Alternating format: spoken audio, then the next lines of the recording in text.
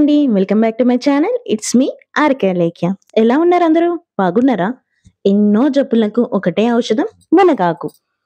మునగాకు తినడం వల్ల ఐరన్, కాల్షియం ఇంకా బ్లడ్ తక్కువ ఉండే వాళ్ళకైతే చాలా మంచిదండి. అండ్ ఆరోగ్యానికి కూడా ఎంతో మేలు చేస్తుంది.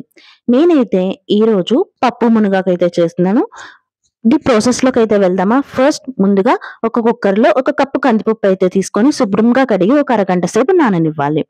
ఇప్పుడు అందులోని సన్నగా తరిగిన ఉల్లిపాయ ముక్కలు, అలాగే సన్నగా తరిగిన టొమాటో ముక్కలు, పావు స్పూన్ పసుపు, 2 పచ్చిమిర్చి, హాఫ్ స్పూన్ కారం, అలాగే ఒక కప్పు మునగాకు. దీన్ని కూడా శుభ్రంగా కడిగి అయితే వేసుకోవాలి.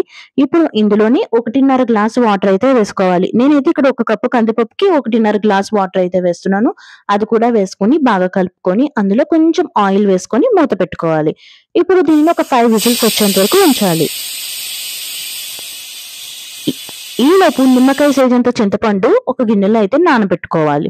ఇప్పుడు 5 విజిల్స్ వచ్చిన తర్వాత మూత తీసి పప్పులో మనం ముందుగా నానబెట్టుకున్న చింతపండు ఉంది కదా! ఆ రసం కూడా వేసుకొని గరిటెతో గాని లేదా పప్పు గుత్తితో గాని బాగా మెదుపుకోవాలి.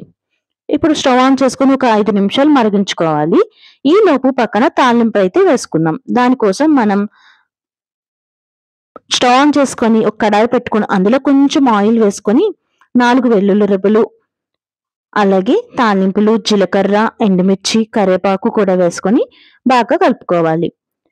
ఇప్పుడు ఇందులో కొంచెం ఇంగువ కూడా వేసుకొని కలుపుకోవాలి. ఈలోపు మనం మరుగుతున్న పప్పులో ఈ తాలింపు అయితే వేసేసుకొని బాగా కలుపుకొని ఒక 5 మినిట్స్ మరిగించుకొని స్టవ్ ఆఫ్ చేసుకోవడమే. ఇప్పుడు ఒక బౌల్‌లోకి తీసుకొని సర్వ్ చేసుకోవాలి. వేడి వేడి అన్నంలో నెయ్యి, ఈ పప్పు, మునగాకు వేసుకొని తింటే చాలా బాగుంటుందండి. అండ్ మీరు కూడా ఒకసారి ట్రై చేసి ఎలా వచ్చిందో నాకైతే కామెంట్ చేయండి. నా రెసిపీ కనుక మీకు నచ్చినట్లయితే లైక్ చేయండి, షేర్ చేయండి అండ్ సబ్స్క్రైబ్ కూడా చేయండి. And thanks for watching.